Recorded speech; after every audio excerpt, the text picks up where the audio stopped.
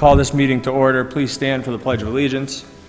I pledge allegiance to the flag of the United States of America, to the republic for which it stands, one nation, under God, indivisible, with liberty and justice for all. Please remain standing for a moment of silent reflection for our servicemen and women throughout the world, and also for those who have passed away in our community. Please also keep in your prayers the 14 children and one teacher who were shot at an elementary school in Texas this afternoon.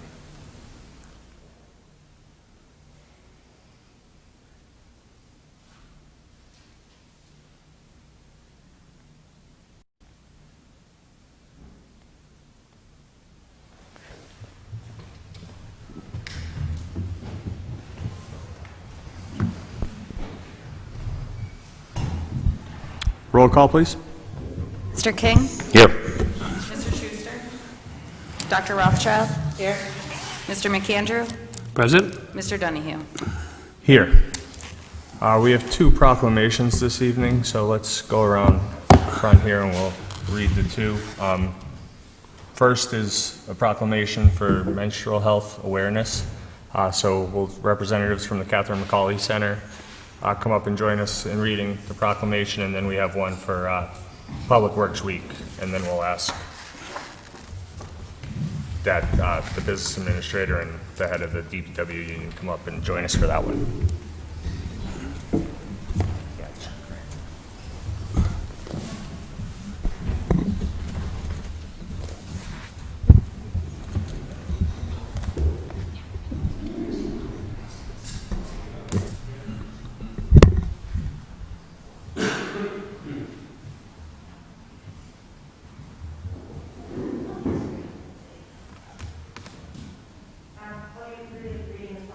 First, the Scranton City Proclamation recognizing May 28th, 2022 as Menstrual Awareness Day, whereas Menstrual Hygiene Day is an annual international health campaign to address the widespread stigma and shame surrounding menstruation and menstrual hygiene by ensuring access to factual information thereon, addressing the negative social norms around the issue, and ensuring universal access to hygienic products. And whereas national studies report that 2 in 5 people in the United States suffer period poverty, which is the lack of access to menstrual supplies and factual information due to financial restraints. The lack of menstrual hygiene can lead to serious health risks.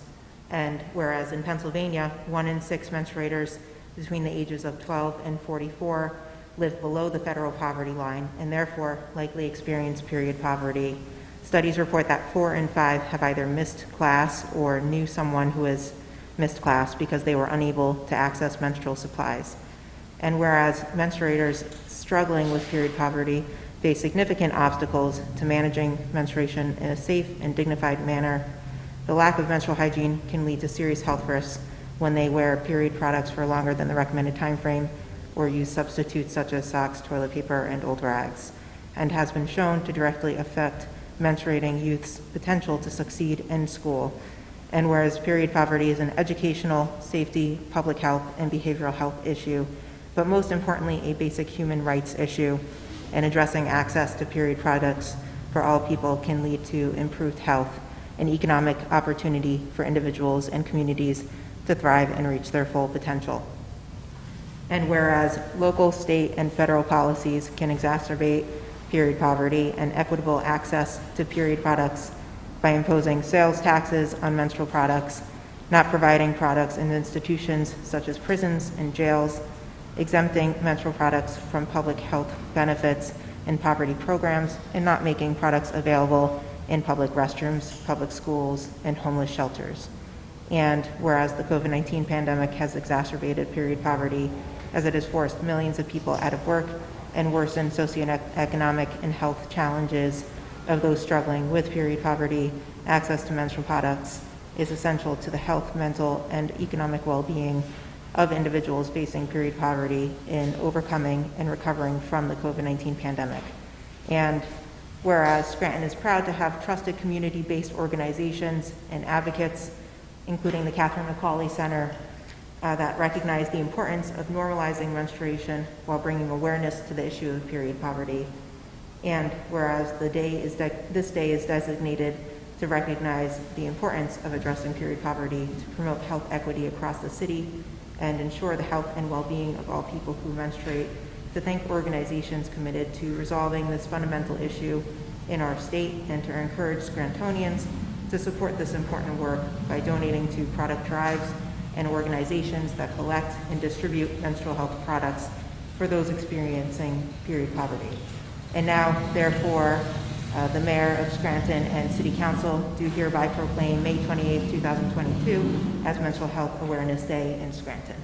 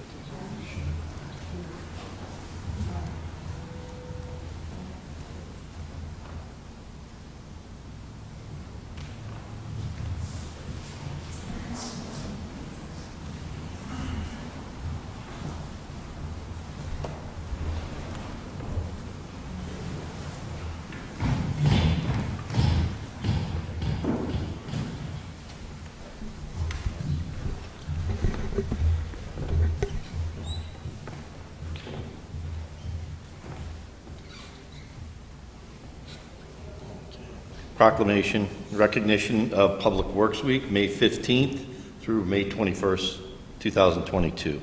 Whereas public works professionals focus on infrastructure systems, facilities and services are vital importance to the residents of the city of Scranton. And whereas our community relies heavily on public works in order to sustain our public health, quality of life, and general well-being. And whereas these services could not be provided without the dedicated efforts of public work professionals who are engineers, managers, and employees. These individuals are responsible for rebuilding, improving, and protecting our city's transportation, drinking water, wastewater, solid waste systems, public buildings, and other structures and facilities essential for the daily lives of citizens. Whereas it is in the public interest of the citizens, civic leaders, and children to gain knowledge of and to maintain a progressive interest and understanding of the importance of public works programs in the city of Scranton. And whereas this year, the American Public Works Association has chosen Ready and Resilient as the theme for 2022. And whereas National Public Works Week has been celebrated since 1960. This year marks the 62nd year anniversary. And therefore, Mayor Paige G. Cognetti of the City of Scranton and Scranton City Council do hereby proclaim Sunday, May 15th through Saturday, May 21st, 2022 as Public Works Week in the City of Scranton. Call upon our citizens to join us in appreciating our public works professionals and recognize the substantial contributions they make every day to protect our community's health, safety, and quality of life. Signed, Kyle Donahue, President. Mark McAndrew, Vice President. Jessica Rothchild, Tom Schuster, Bill King, and Paige Cognetti, Mayor of the City of Scranton. And we have Larry West, our Acting Public Works Director here tonight, and Roger, the head of the union.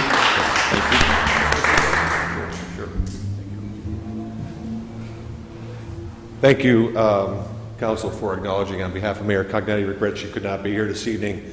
I serve as the BA, but lately I've been serving interim as the DPW Director, so I've had an opportunity to engage with our DPW workers on a more personal basis. But I want to recognize Roger Leonard here, serves as the President of the International Association of Machinists and Aerospace Workers, DPW Lodge 2305. Roger, just to you and the folks up at DPW and the Parks and Recreation, thank you for doing what you do every day. And we know it's not always warm and fuzzy out there when the sun is out, when the rain is out, if it's snowing out there. We do appreciate the services you do provide for the city and the residents and those who travel through. So thank you for doing what you do, and thank you to Council for recognizing them here tonight, so thank you. Thank you. Thank you. Yeah, thank you.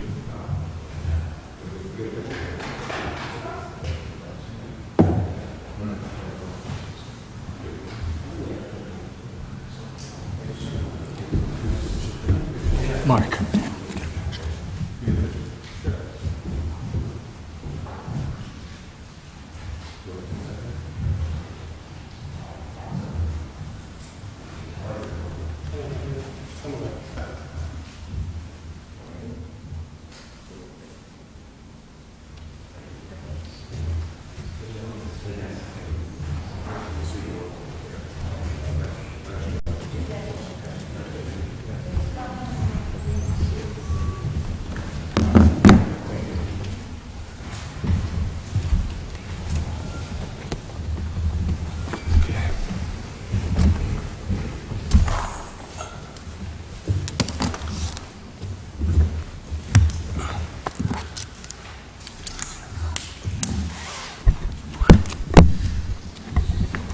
I'd like to make a motion to take from the table file of the council number 12 of 2022. Second. There's a motion on the floor and a second to take from the table file of the council number 12, 2022. This piece is being taken from the table and placed in seventh order for a final vote. This ordinance is the transfer of a liquor license, and it had been tabled to allow for a public hearing, which was held last week. On the question? All those in favor signify by saying aye. Aye. Opposed? The ayes have it, and so moved. Please dispense with the reading of the minutes. Third order, 3A, Controller's Report for the month ending April 30th, 2022. 3B, Minutes of the Historic Architectural Review Board meeting held April 14th, 2022. 3C, Correspondence received May 16th, 2022 from OECD regarding Code Enforcement Report for Council Complaints. 3D, Minutes of the Scranton Firefighters Pension Commission meeting held April 20th, 2022. 3E, Minutes of the Non-Uniform Municipal Pension Board meeting held April 20th, 2022. 3F, Agenda for the Non-Uniform Municipal Pension Board meeting held May 18th, 2022. 3G, Minutes of the Scranton Police Pension Commission meeting held April 20th, 2022. 3H, Minutes of the Composite Pension Board meeting held April 20th, 2022. 3I, Minutes of the Ethics Board meeting held March 16th, 2022. 3J, Single Tax Office City Funds Distributed Comparison Report for the 2021-2022 year to date, May 19th, 2022. 3K, Correspondence received from the City of Scranton's Law Department regarding negotiation dates for various city bargaining units, January 1st, 2022 through April 22nd, 2022, and April 27th, 2022 through May 19th, 2022. 3L, ARPA First Quarter P&E Report, January through March 2022, received from Office of Economic and Community Development. Are there any comments on any of the third order items? If not, received and filed. Do any council members have announcements at this time? I have two quick ones. So, Fight for Vets. Would like you to join them for Memorial Day weekend along with 2022 hometown hero Ray Welby, Army veteran and ER nurse, as he throws out the first pitch to raise funds for Fight for Vets. This is Saturday, May 28th. Tickets are $14. This is at the Rail Rider game. A portion of the ticket sales purchased only through the following link will be donated to Fight for Vets. And this link is found on their Facebook page. All Fight for Vets supporters who purchase a ticket through the link are invited to the pregame tailgate. Just a reminder, the Fight for Vets is a Scranton-based nonprofit dedicated to helping veterans and organizations that support veterans. And then next, Saturday, June 18th at Western Field, there'll be a movie in the park. It's at 8:30. It's Disney's Encanto. The movie is free to attend, free popcorn for the first 250 guests. Blankets for seating are recommended. That's all I have. Thank you. Do any other council members have announcements at this time? Mr. Voldenberg? Fourth order, citizens' participation. First on the list is Joan Hodowanitz.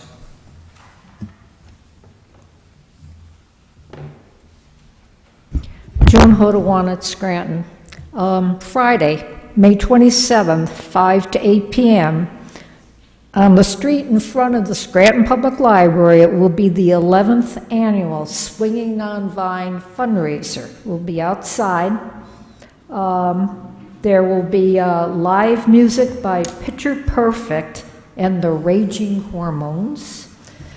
It costs $20 to buy a ticket in advance and $25 at the door. But for that money, you get to eat all the cookout-style food you can get, beer, wine, and/or margaritas. And it's a perfect opportunity to party. Even if it rains, we'll go inside the library and continue partying.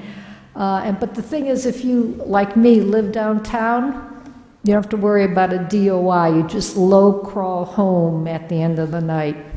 So that's where I will be.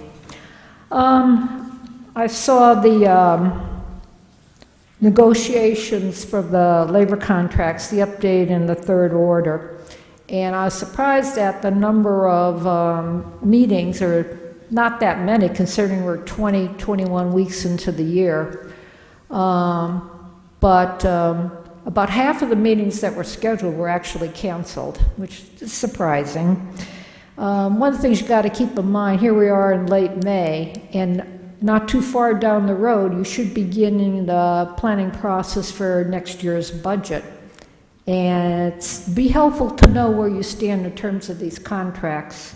And oh, by the way, the clerical union contract is still not on the website, so hopefully that'll be corrected.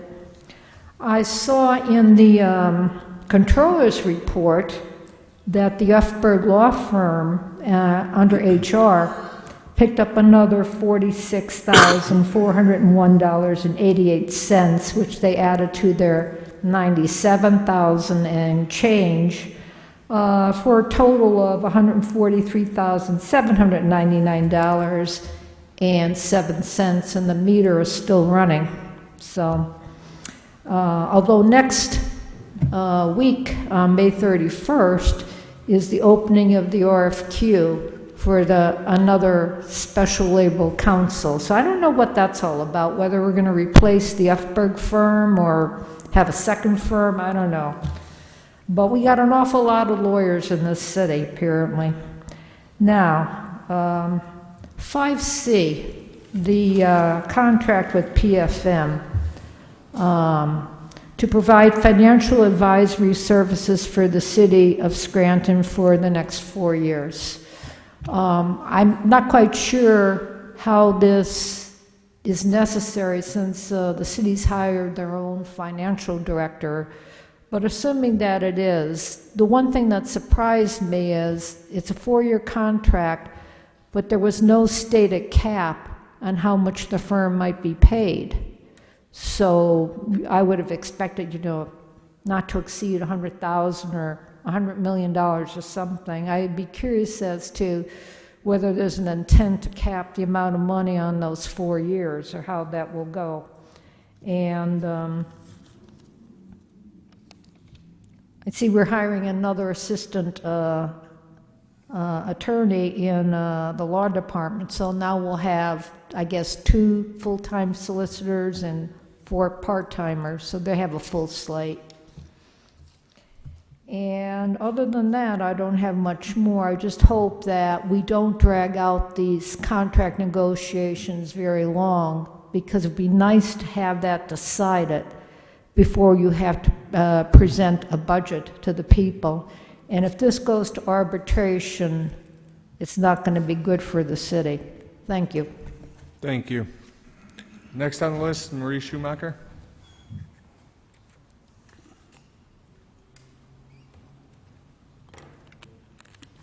Yes, Marie Schumacher, may I approach and give you some written stuff? Thank you.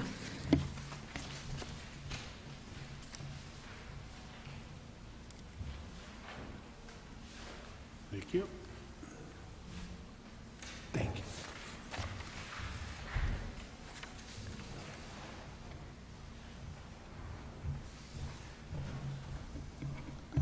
Yes, I am here tonight to speak on 7A. I just have a very bad feeling about this. These test strips, as you'll see on the one, on the top one, the one that's got all the print, there are, it is not necessarily good. There are limitations specific for testing the pills. And if you've been following it, most of the deaths have been because people, young people up to age 25 are mostly buying these pills online that have fentanyl in them. And as this thing calls it, they have the chocolate chip effect, which is you cannot test a portion of a pill and be sure that the rest of the tablet or batch is free of fentanyl. You must dissolve everything that is to be consumed prior to testing. Because uneven mixing, a common problem in illicit pills, you cannot test one pill from a batch and assume that the other pills in the same batch do not contain fentanyl. So, yeah, will it save some lives? Yes. But are we just doing it so we feel good that we've saved some lives, or are we causing maybe some deaths? Because, again, somebody buys a bottle of pills and they do a test. If you notice as well, on the opposite side, or the second thing, what you have to do to test a pill. I just wonder how many people who buy these drugs would take the time to go through the trouble of doing this and then get a negative and then take another pill from the bottle and be going feet first. And I mean, initially I thought it was bad because what it's doing is it's maybe saving their life, but if you're just assuming it was 100%, they'd say, oh yeah, this, whatever it is they want to take is good, so I can take this. And then they go out on the street or go places and, you know, kill people who are not using them in some ways. And maybe now even themselves. I think, I just get the feeling this is a make us feel good thing, but I think that's not the right answer. I think we have to do something more to get people not just to get 100% cocaine, but to get them off the cocaine. And I'm not sure how we do that, but I really do have a terrible feeling that if this happens, it's going to be really bad. So I would ask you that you table this until we find out if this is just really a feel-good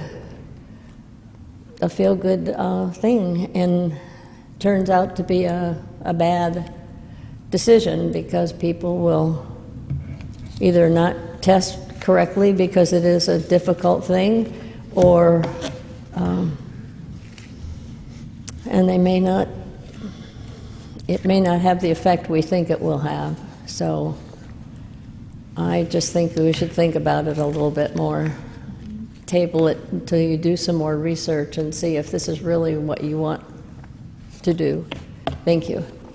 Thank you. And just to clarify, we're not doing this ourselves. We're just supporting a House and Senate bill that takes the strips off of a drug paraphernalia list. We're not. Yeah, I understand that, but then it becomes a law, and But I mean, right now, If- yeah. yes, But right, yeah. but currently, if you were to have fentanyl test strips, you know, and nothing else, you could still be arrested, you know, for drug paraphernalia. So it's Yes. just taking them off the paraphernalia list. Yeah, but And I it's- don't know if that's a good thing to do because of the way they can be misused. Thank you. Fentanyl is very nasty. Next on the list is Ron Ellman.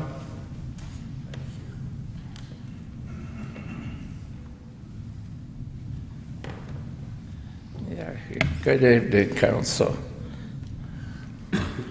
Since my last mistake in 1959 to last week, I believe I've been mistake-free, but I did overlook your taking care of a couple of my complaints. Is there mistake forgiveness? Absolutely. We all make them. I was going by the results. Nobody seems to pay any attention to citations anyway. Council and the Licensing Bureau need some absolute power. I was told you can't even go into someone's house when it's being remodeled to see if they got permits and all.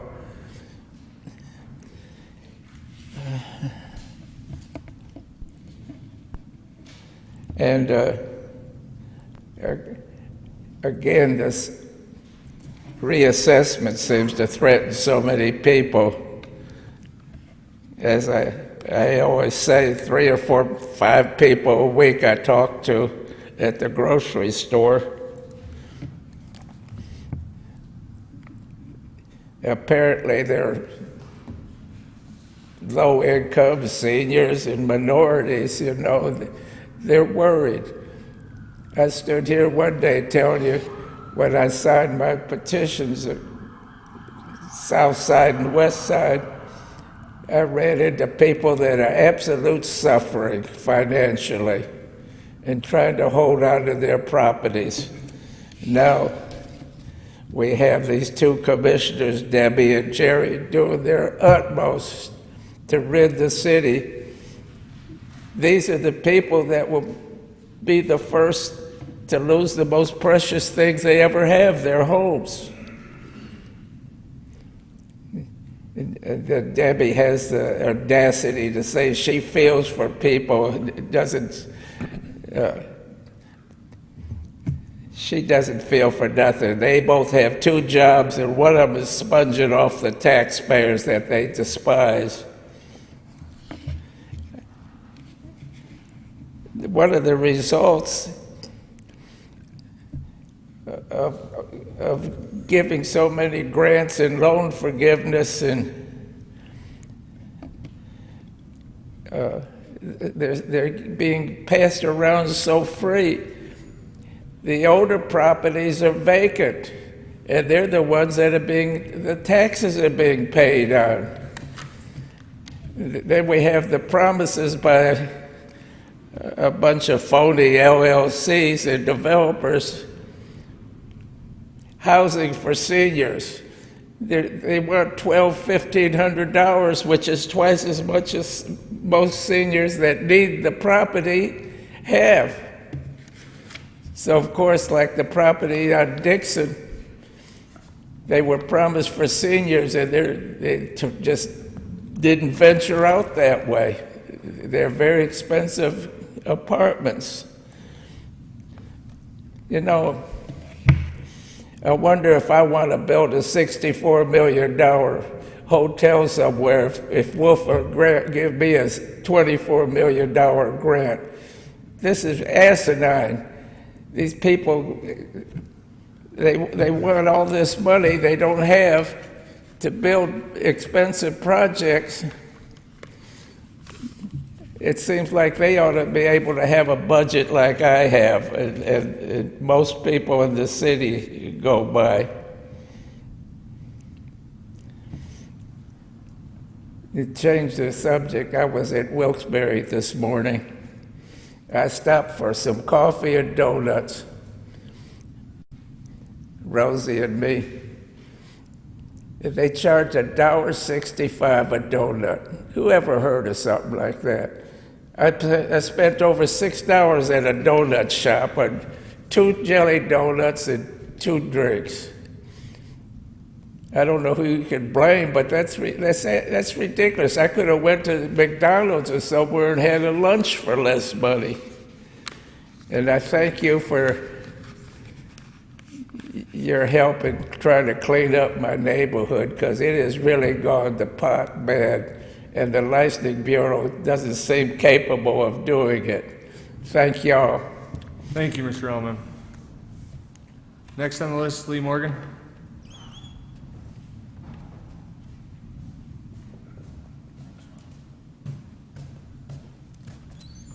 Good evening, Council. Lee Morgan. Well, I think the first thing I'll start with is 7A. I think Maria is absolutely right. Fentanyl is a very large problem with an awful lot of people dying from it. And if you don't know how to use a test strip, and if you don't know what you're playing with, it is drug paraphernalia, because if you don't know how to use it and you use it and you're dead, it wasn't anything that was going to help you. And the Congress and the Senate, whether it's in the state of Pennsylvania or federally, the answer to fentanyl is to tell the Chinese to stop making it and pumping it into our country, because a lot of people young people are dying, experimenting 13, 14 years old, trying one pill and ending up dead. Reassessment. We don't need reassessment. We need to change the way taxes are collected or paid. We need to move away from property-based tax. Can't work. Too complex a society to fund off of property tax. And 8A, you know, I have a question on that, and that is, in this 8A, is there provisions for industrial development? There are. Okay, for A. There's industrial zones that are allowed in certain areas. Okay, but what kind of industrial zones are you talking about? Are you talking about light manufacturing, medium manufacturing, heavy manufacturing? There's zones for all three. Okay. I just think we need to be careful. I mean, is this going to follow the framework of SAPA in any way? It's a part of SAPA, but it's its own city ordinance. No, I understand. It was developed in a regional way, but we're not adding or subtracting anything we didn't already have permitted uses for. Okay. Now, the last thing I have here tonight is that I think it's time to finally get moving here on the Home Rule Charter. But not only the city, but the county also. And I think it's important for the residents to realize that we have to change the way our government functions. It's not an anti-Democrat or anti-Republican situation. I don't understand why the council was against putting it on the ballot. I don't understand why the mayor was against putting it on the ballot. Because I think that the residents of the city and the residents of the county have a right to self-determination. And since the charters were created by them, I can't understand why local government would be opposed to them amending it. And I can't understand why the council and the mayor and the county wouldn't want to allow the residents to change their charters to make their lives better and to control the government that all these elected officials work in. So next week when I come to the council meeting, I'm going to give people a phone number, ask them to get involved, and begin the process of changing their city and their county, because we can't continue on the course we're on. The city came out of distress, and in my opinion, it's in worse shape than when it went in.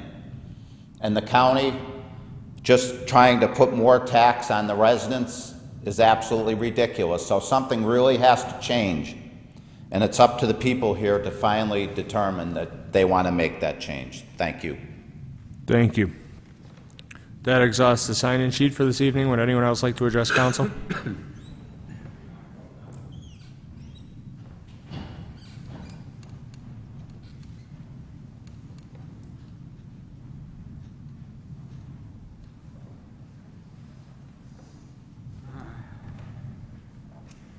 Good evening, Council. Dave Dobson, resident. Congratulations for your victory last week. I'm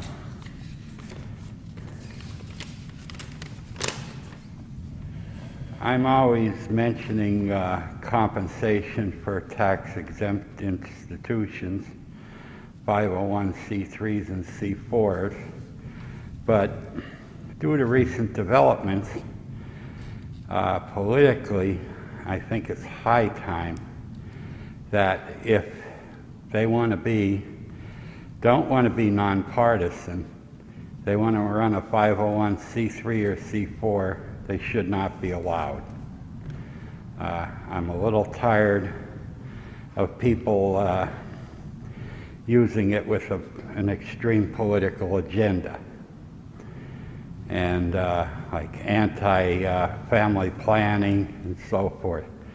It's really gotten to a point where I deeply resent them.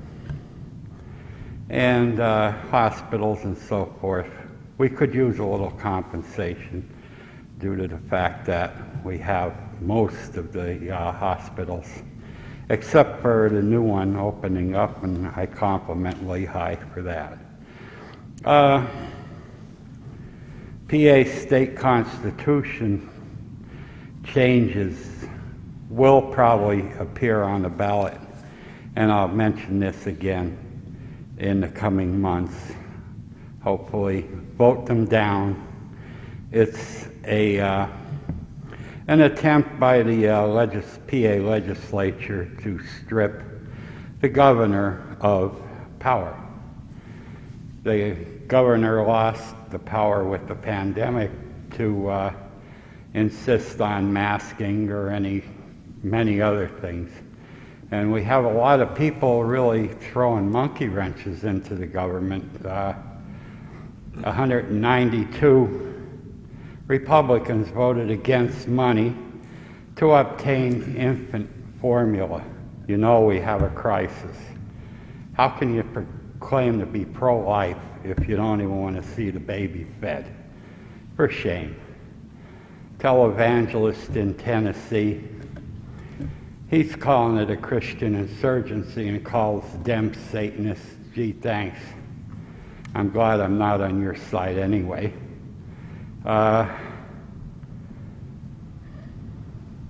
There's nuclear disarmament, and in Russia he has resigned over President Putin's saber rattling, and it just goes on and on and on. 135 Republicans voted against certifying Joe Biden. Barry Loudermilk from Georgia hosted a tour on 1/5/20, the day before the insurrection, despite the COVID ban. He was not supposed to. Then he denied doing it, and he also filed charges against the persons that observed him doing it. And they had possibly MAGA hats on. So this is the kind of people we have in government. And our old Treasury Secretary and Mr. Kushner, the son-in-law of the former president, got $3 billion from Arab Emirates somewhere in early January of 2021. So, gee, it must be nice. Why? And we have, and including Pennsylvania and our governor, 400 Republicans running on overturning elections in the state, some in the state of Pennsylvania. And it's really a shame. I hope things change in the future. I'm reasonably happy with the way things are going in Scranton. And by the way, Upberg Law Office, I sat on the opposite side of the table of them years ago, and they were the most anti-union lawyers in town. So they probably still have my face on their dartboard. Phew. I got a guaranteed 40-hour week. Have a good night. Thank you, Mr. Dobson. Would anyone else like to address council? Tom Coyne, Manuka. Just wanted to come up here and make a statement quickly from listening to what is spoken before this council in this very session. Oftentimes when we look at it, we hear of the nonprofits not paying taxes. That the nonprofits, the 38% of them not paying in, are having a devastating effect on the tax base and the burdens for people in this city. What's not talked about, which was slightly inferred, was what is the complete tax burden? When you look at the nonprofits, when you look at the tax abatements for builders of the 10-year tax abatement fees, when you look at all of the exceptions putting in for taxes for new construction and nonprofits, what's the total amount of money percentage-wise that's being forgiven? Not just for the nonprofits, because that's one part of the cake. When you look at a 17-story structure, though it may be future money, it impacts the tax base right now when you go forward and you give it tax abatements.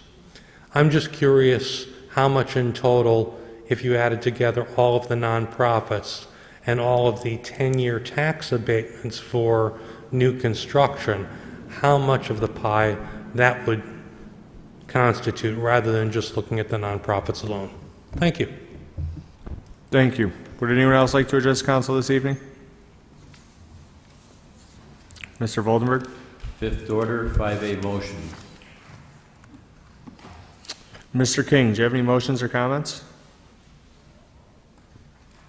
I know that we recognized DPW this evening, and I'd just like to take a moment to recognize them again. You know, we've been talking about some of the infrastructure and some of the paving that's been going on, and we had a serious concern on Cherry Street. There's basically a spring underneath the road, and with my job, I went to Harrisburg yesterday morning and noticed the bottom part of Cherry Street, all of the markings, all of I guess all of the pipes, all of the manhole covers were painted, and I thought, oh, looks like they're getting ready to mill the street. And when I got back from Harrisburg, the street was milled, all the way up to 13, 14, and 1500 block of Cherry, as was expected. But then I started to wonder, are they going to address the concerns with that water, that it's constant? And in the winter, it's almost impassable. It's brutal, and those people have been dealing with that for many, many years. And you know, I had reached out to DPW and to Larry West and some others, and lo and behold, I don't want to say first thing this morning, around noon, I met with Larry West there, Steve Tiemann, Chris Jenkins from DPW, along with Barry Isett, who was doing the paving, and they and several of the neighbors who live right in that general area, and they put together a plan to address the infrastructure issues with the drainage and the problem with that spring. And I think they came up with a solution that will hopefully resolve it, because to truly go over and just pave over something like that would literally be a waste of thousands of dollars. And I applaud DPW for making sure, and they did the same thing over on Mountain Lake Road. They made sure that the areas where the infrastructure needs to be taken care of underneath before you go and pave these roads. And I applaud them for listening and getting up there, because my Facebook page was lighting up like a Christmas tree last night with people thinking that they were just going to pave over it. And that wasn't the case. They had a plan, and they came up, and in fact, it's going to They are actually going to start paving the 13 and 1400 tomorrow, but up to a point. But DPW is going to be there first thing in the morning addressing those issues with the drainage. So I applaud their efforts for that and thank them. That's all. Thank you. Dr. Rothchild, do you have any motions or comments? I had several complaints, mostly for code enforcement, some things that still haven't been addressed, mostly within the Hill section that I'll be circling back with Mr. Voldenberg and with that department on, so I'll send him a list. I won't go through all those here tonight. The other thing I wanted to mention, I know that Councilman Donahue had at the very beginning of the meeting, but I did want to mention that my heartfelt sympathies are with the community in Texas. I believe it's Uvalde, I'm not sure how to pronounce the township's name, but the city in Texas where at their elementary school there was a horrific shooting today. I think reports are still coming out, possibly 14 students and 1 teacher dead, and it's just very sad for me, and now to have a daughter and think about her going to school in the future, and do you even want to send your children to school nowadays? It's really heartbreaking. So I just wanted to make sure to mention something about that tonight at the meeting. Thank you. Thank you. Mr. McAndrew, do you have any motions or comments this evening? I have a few. So, let's see. So council office received a call from a neighbor of 932 Capous Avenue, 934 Capous Avenue, and 212 Ash Street regarding trash and garbage issues in the rear of all these 3 properties in Roach Court. The gentleman claimed 2 of the properties changed hands recently, but the problem remains with the tenants of these buildings. So, Mr. Voldenberg, I know you received the same email, but could you please make the code enforcement aware of this situation, to visit Roach Court behind each of these properties to review and, if necessary, cite the owners of these properties? I have, sir. Thank you. Thank you. And then I have another one here. So last week, Mr. Coyne had a fantastic idea. While we're waiting for the pool to be built, and it's not going to be anytime soon, he suggested, like they do in other cities, to utilize the fire hydrants for the kids when it's very hot. But, like I said, I thought it was a great idea, and I said, let's look into it. So here's the answer I got from, because I contacted the fire chief, and he also agreed, sounds like a great idea. During peak heating times, there are many issues that would need to be investigated and addressed before consideration. The city has over 1,400 hydrants that serve our community, which no longer are owned or maintained by the city of Scranton, which I didn't know. So somewhere in the mid-'90s, while the city owned the hydrants and was responsible for their annual maintenance and testing, approximately 450 hydrants were out of service due to maintenance issues. So he wasn't sure when the city relinquished the hydrants to the water company, but I believe it was in the late 90s or early 2000s. Pennsylvania American Water is now the owner and is responsible for the maintenance of our hydrant system. So historically, if any entities uses a hydrant for any other purpose other than emergency response, the water company places a meter on it, all right, and then bills the city of consumption. The other issue becomes the hydrant valve system is damaged during the opening and closing of the hydrant. It will prevent the hydrant from shutting off and require immediate attention from Pennsylvania American Water to shut off this hydrant and make the repairs. So, and also there's liability issues, obviously, that we don't own them anymore. So, great idea, but unfortunately we're not allowed to do it or can't do it for the obvious reasons. We'll keep the good ideas coming, Mr. Coyne. All right, next. So, all right, let me see here. All right, so also, Mr. Voldenberg, could you please contact code enforcement? We're getting a lot of complaints about the Washburn Street Cemetery. Sidewalks are a disaster. Someone's going to get hurt. I know they're supposed to maintain it, but I know part of it is, the city can go out and make sure that they are taken care of. So if you could please have them send somebody out for that. What else do I have here? So also, someone reached out to me about the skate park in West Scranton on Jackson Street. I know in years past, there was a lot of volunteers that actually took care of and maintained this area, but, some are getting older, some don't have the time or ability to do it anymore, and it is a city park, so, and they're all important. And especially if the one you live closest to is most important to you. So these complaints are from West Side residents. So if you could please inquire with the Park and Recs that what type of schedule is this park on to be maintained? If you can look into that. I will. And then, talked a little about this in caucus. So Mr. Schuster, or Councilman Schuster, couldn't be here tonight. It's his son's preschool graduation, which is pretty cool. But he's been inquiring for weeks about the billing on labor. And we keep getting these responses back that, we have to redact or not redact, or we can't provide it. And I know that Solicitor Gallagher's been working on it. I know you had a little correspondence today. Could you please just report out or update us where we're at with this? Because it's been weeks, and it's a simple ask. I don't understand all these hurdles, if you can provide us with a little update.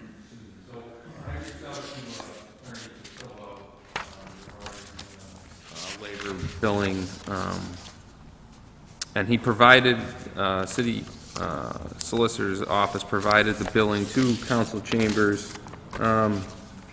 2 to 3 weeks ago, I believe it was. I had a chance to review it, and then I discussed with him that it was going to go into third order, and he had some concerns regarding attorney-client privilege and work product.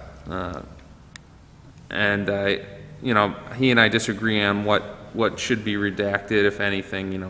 Obviously, I don't think any employee's name should be included in it. But the invoices in and of itself, I don't believe there was any legal strategy or memorandum of anything regarding any legal strategy or conclusion of any meeting or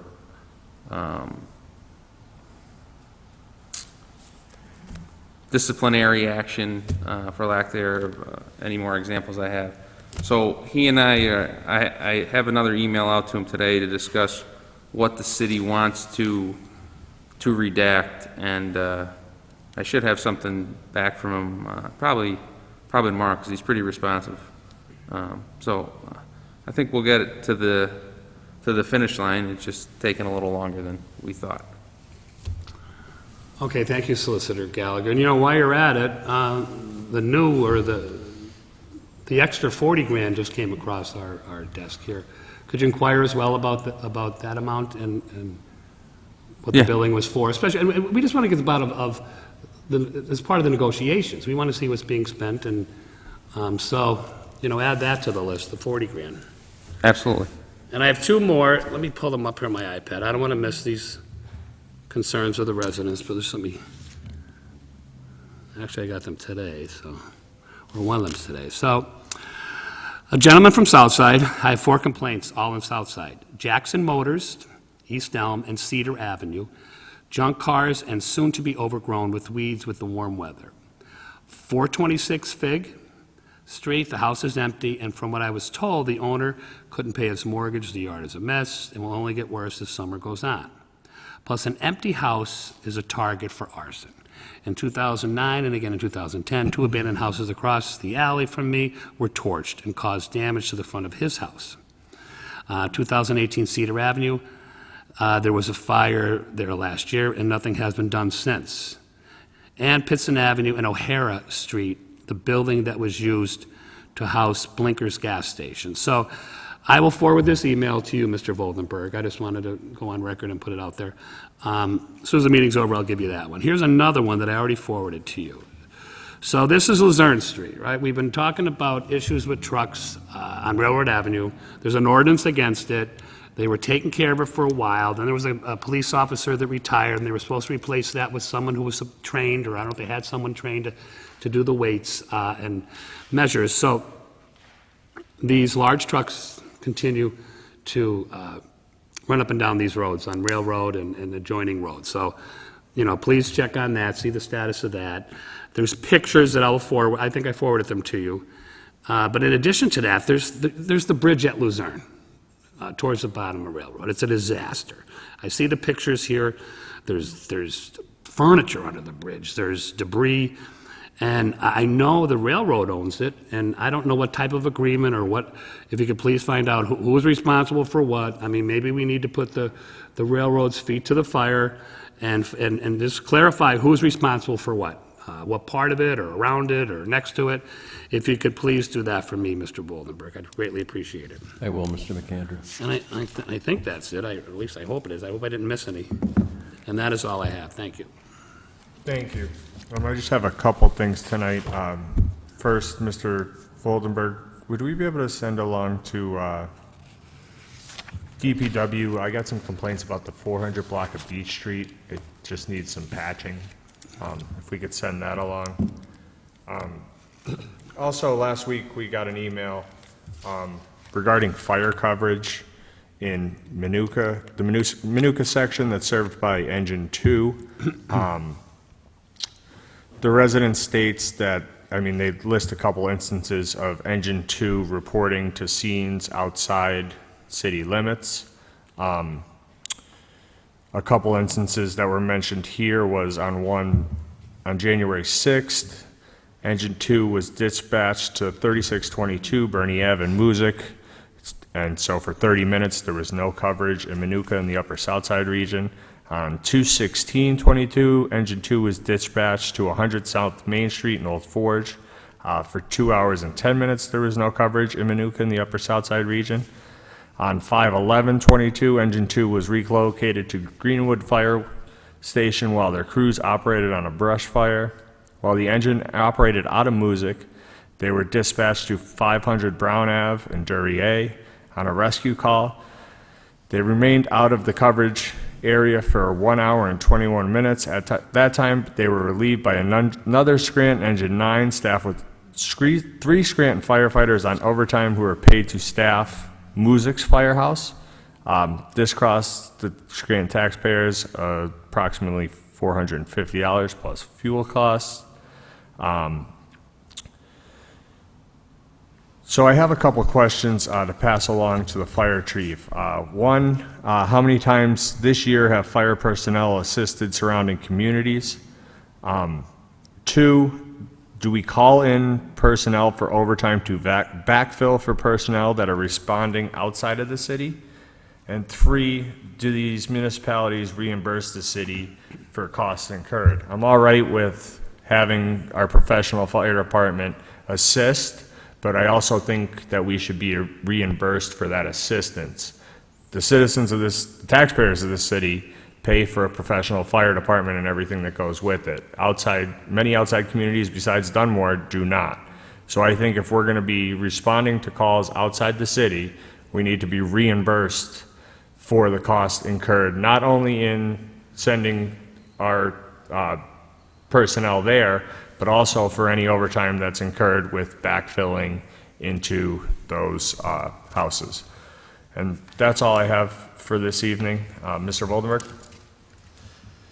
5B for introduction, an ordinance closing certain portions of Center Street and Lee Court to vehicular traffic, develop a pedestrian living alley to support economic development downtown and encourage public health through pedestrian activity.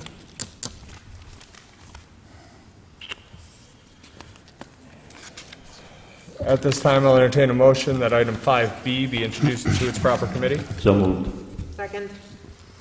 On the question? All those in favor of introduction signify by saying aye. Aye. Opposed? The ayes have it, and so moved. 5C for introduction, a resolution authorizing the mayor and other appropriate city officials to execute and enter into a professional service contract with PFM Financial Advisors, LLC, to provide financial advisory services for the city of Scranton for a period of 4 years. At this time, I'll entertain a motion that item 5C be introduced into its proper committee. So moved? Second. On the question? I have a couple questions. So, I'm familiar with PFM, being a former school director, and I know that they assisted the city in the past. So, this is a new contract. It's a 4-year contract with the potential for a 4-year renewal, which I read in the backup. My question is, where do they go? I need to know, did our agreement or arrangement with them cease when we exit Act 47? I know that for the most part, it says in the backup that, they help us with TAMs, and I know that, but do we need a 4-year contract to do that? And like Mrs. Hodawana said, is there a cap to this, the amount that we're going to spend on them? What is their scope of work? Are they going to hang around and help us out with a TAN, or are they going to be providing a lot more services than we're aware of? Because, it says, we kind of need them because we exited Act 47. But we do have a finance director. We have Pell that's probably coming back. So I'd like them questions answered or clarified. Why they're coming back? Why was the pause of the relationship with them? When did that end? And is it starting up again? And is it more than just a TAN? How much work are they going to do for us? And what is it really going to cost? So if you could please send them questions before we can vote on this for final passage. Anyone else on the question? All those in favor of introduction signify by saying aye. Aye. Aye. Opposed? The ayes have it, and so moved. Sixth order, no business at this time. Seventh order, 7A, for consideration by the Committee on Public Safety for adoption, Resolution Number 77, 2022, supporting Pennsylvania Senate Bill 845 and House Bill 1393 to amend the Controlled Substance, Drug, Device, and Cosmetic Act to exclude fentanyl test strips for personal use from the definition of drug paraphernalia. What is the recommendation of the chairperson for the Committee on Public Safety? As chairperson for the Committee on Public Safety, I recommend final passage of item 7A. Second. On the question? Roll call, please. Mr. King? Yes. Dr. Rothchild? Yes. Mr. McAndrew? Yes. Mr. Donahue? Yes. I hereby declare item 7A legally and lawfully adopted. 7B, for consideration by the Committee on Public Works for adoption, Resolution Number 78, 2022, ratifying and approving the execution and submission of the dirt, gravel, and low-volume road maintenance grant application by the City of Scranton, and authorizing the mayor and other appropriate city officials or designees to accept the grant up to the amount of $160,355 if awarded by the Lackawanna County Conservation District for such projects. What is the recommendation of the chairperson for the Committee on Public Works? As chairperson for the Committee on Public Works, I recommend final passage of item 7B. Second? On the question? Roll call, please. Mr. King? Yes. Dr. Rothchild? Yes. Mr. McAndrew? Yes.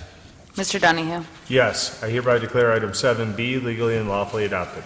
7C, for consideration by the Committee on Finance for adoption, Resolution Number 79, 2022, authorizing the City of Scranton to establish a one-time, one-month waiver of the interest and penalty for past due initial payroll preparation tax returns filed with the city during the period of June 1st, 2022 through June 30th, 2022. What is the recommendation of the vice chairperson for the Committee on Finance? As Vice Chairman for the Committee on Finance, I recommend final passage of item 7C. Second? On the question? On the question, I have a concern, or I'm just a little, I don't understand. So last week this is introduced, and it's introduced because we want to help, and I get that. This is a new process.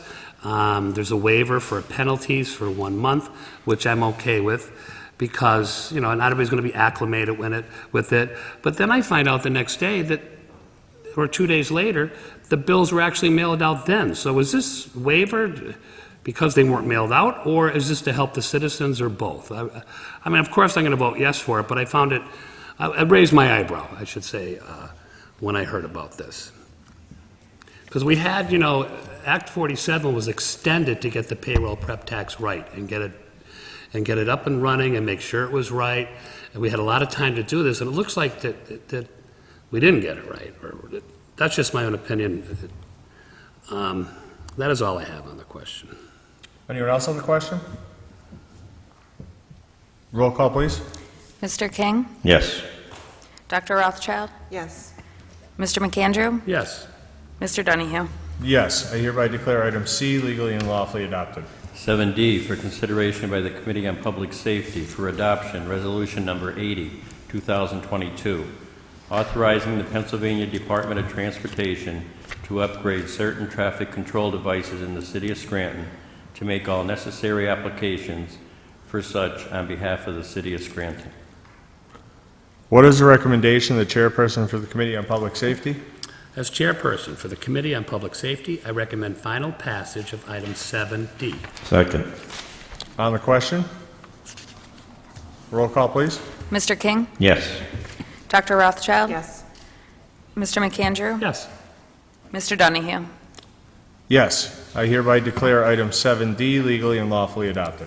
7E, previously tabled, file the Council Number 12, 2022, approving the intermunicipal transfer of a restaurant liquor license R15376, currently owned by the estate of George Churkin, Wanda C. Churkin, Administrator, 326 Hill Street, Jessup, Lackawanna County, Pennsylvania 18434, to Clarkey's, located 850 Providence Road, Scranton, Lackawanna County, Pennsylvania 18508, as required by the Pennsylvania Liquor Control Board. As chairperson for the Committee on Rules, I recommend final passage of item 7E. Second. On the question? Roll call, please. Mr. King? Yes. Dr. Rothschild? Yes. Mr. McAndrew? Yes. Mr. Donahue? Yes, I hereby declare item 7E legally and lawfully adopted. 8th order, 8A, file the Council Number 9, 2022. This piece of legislation is the updated zoning ordinance. It is being tabled to allow for additional input, amendments, and any changes. If there's no further business, I'll entertain a motion to adjourn. Motion to adjourn. This meeting's adjourned. Thank you.